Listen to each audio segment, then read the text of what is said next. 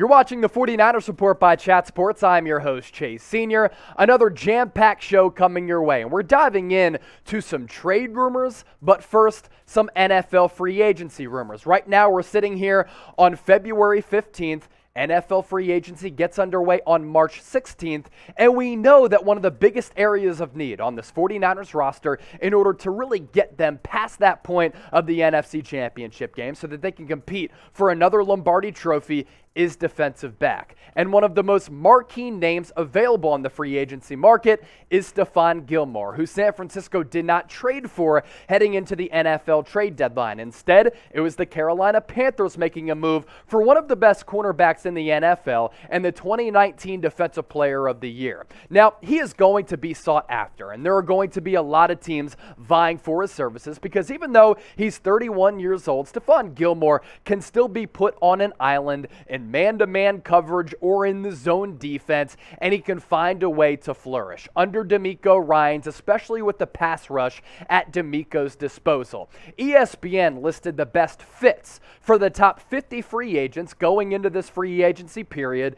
and they mentioned San Francisco as a good scheme fit for Stephon Gilmore. Now, the big question with Gilmore, yes, the 2019 NFL Defensive Player of the Year, but we're a couple years removed from that. And yes, he did make it to a Pro Bowl here in 2021, but can he continue to stay at that level? Here's what Jeremy Fowler had to say about Gilmore potentially signing with the Niners in free agency. And really, it all comes down to the price tag for him. We struggled with narrowing down this fit. They ended pegging him with the Pittsburgh Steelers, by the way, because many teams would like Stephon Gilmore. About 24 teams had interest at the trade deadline. The 49ers desperately need corner help and will probably poke around here, but Pittsburgh is retooling at that position as well, and Steelers coaches have long been fans of Gilmore's play. Speaking of Gilmore's play, with Carolina this past year, he was pretty solid. Was not the All-Pro Defensive Player of the Year player that he was a couple years ago with New England,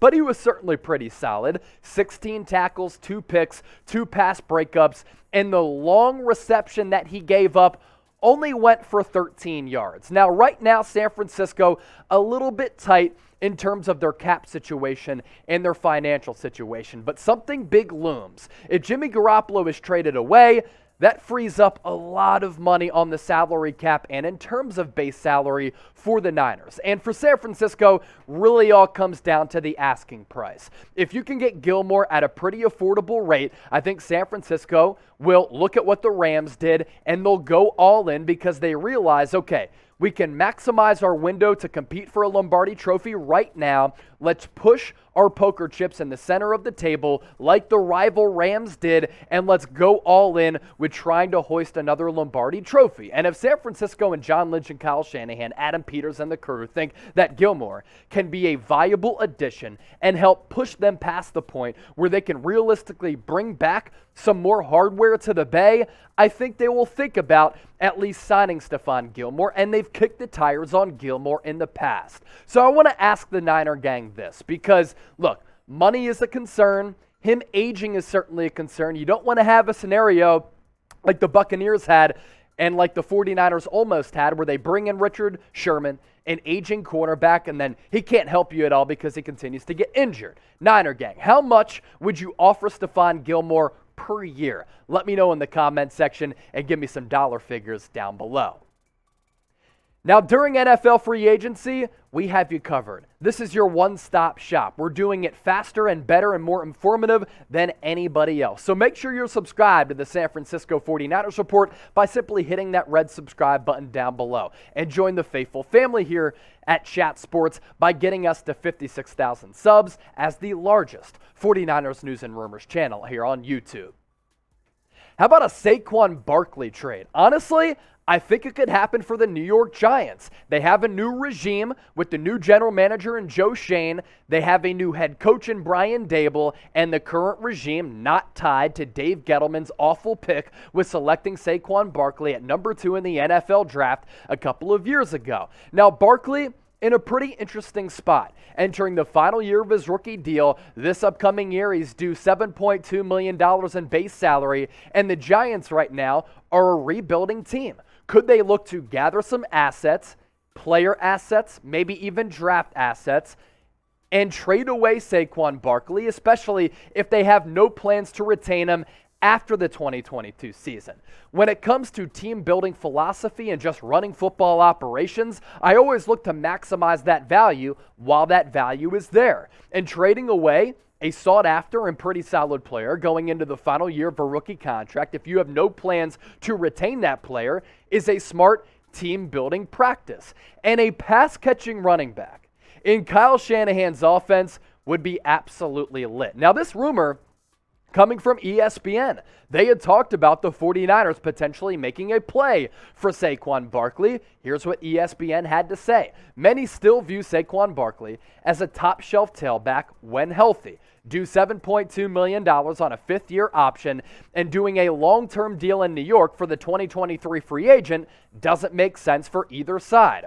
Barkley in San Francisco's offense would be fun, and Tampa Bay also could have an opening if free agent Leonard Fournette decides to sign elsewhere. Now, I thought Elijah Mitchell, whose numbers we'll show you here in just a few moments, was terrific as a rookie sixth-round pick in Kyle Shanahan's offense. And I'd like to see San Francisco continue to build around the talent and the skill set of Elijah Mitchell, who ranked number 5 in total rushing yards per game across the entire NFL as a rookie. And when I look at paying a running back a lot of money, $7 million is certainly a lot, and potentially more in free agency if you want to retain him. If, let's say, the 49ers make this move and bring him back, I don't like that because I think that money can be allocated elsewhere to more important needs across your roster. So I want to gauge where the Niner gang is at. Faithful, Empire, stand up, get into the comment section, sound off, and be the GM.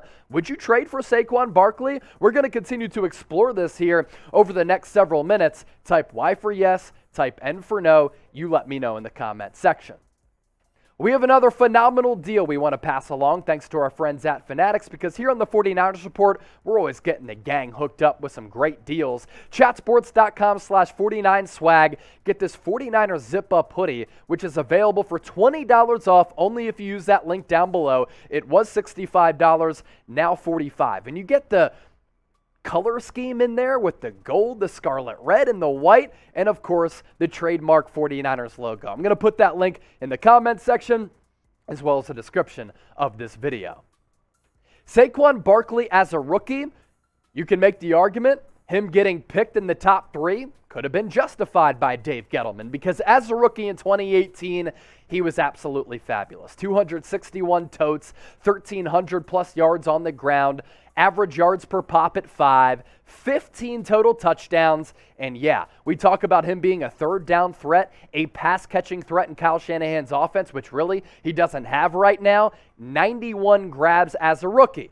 But since then, he tore that ACL back in 2020, hasn't been the same player, especially in 2019 after that heavy workload. 398 carries, 1,600 yards throughout that time frame, only 4 average yards per carry, 12 total touchdowns, and only 99 catches. Now, him being used the way that he's been used can come down to scheme. It can come down to coaching. Jason Garrett, absolute fraud, was really a very conservative play caller.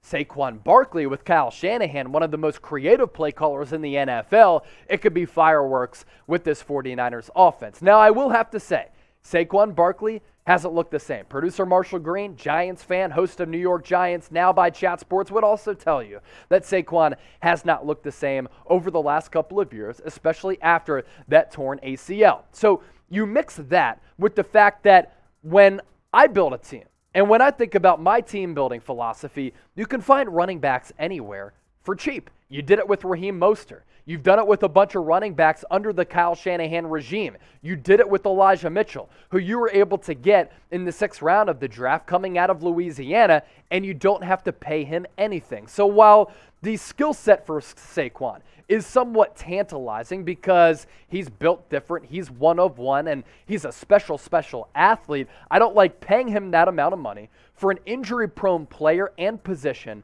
at a position that I think is somewhat expendable.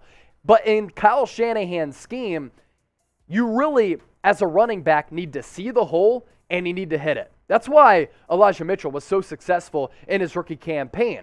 That's not Saquon Barkley's specialty. He likes to dance around and be patient in the backfield, then see the hole, and once it opens up, he's able to hit it. Kyle Shanahan's offense, I don't know if he's the best scheme fit as a runner. As a pass catcher, though, yeah, he could be very, very dangerous. You look at Elijah Mitchell's numbers this past year. Only 11 games, right? Yet he was still top 5 in average yards per game. 207 carries, 963 yards, average yards per carry, 4.5 plus, average yards per game, as you see, as we talk about, almost 88. And I want to see Eli used more.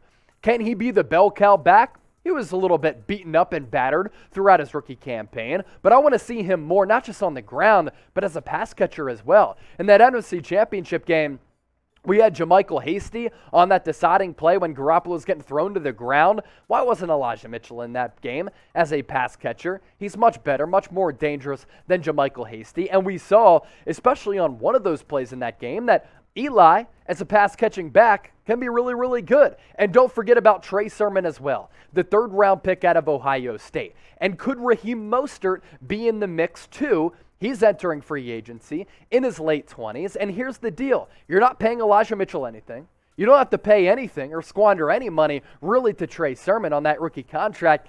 I don't think you have to do the same with Raheem Mostert as well. And I think Raheem Mostert, if he comes back on a prove-it deal, because let's face it, he has also dealt with a bunch of injury issues himself, he could really be dangerous in this offense because we've seen it before. He can be that running back who sees the hole, is able to hit it quickly, and once he gets to that second and third level, his pull-away speed is great, and we've seen him in the past be that pass-catching back as well. So you pay Raheem Mostert, Elijah Mitchell, Trey Sermon, basically the combined salary pretty much of a Saquon Barkley.